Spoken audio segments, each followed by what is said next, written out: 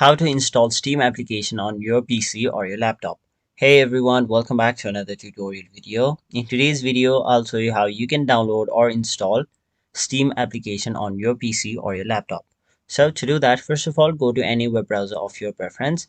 So for this video, I simply chose Google Chrome. Now once you're on any browser of your preference, in the web address bar, simply type in Steam. After that, click on the first link, which is store.steampowered.com.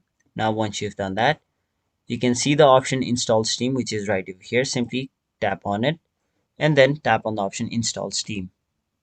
Now once you've done that, a download file will start downloading, so simply wait for this to complete, and once it's completed, tap on it. Now tap on the option yes and then tap on the option next. Now once you've done that, you'll have to select your language. So by default it is set to English, but if you want to change this, simply tap on any one of these circles of the language you want to choose. Now once you've chosen your language, tap on the option next and then choose your destination folder and then tap on the option install. Now once you've done that, simply wait for this to complete, and once the installation process is complete, tap on the option finish, and now wait for your Steam to be downloaded or updated. So be patient and wait for this to complete.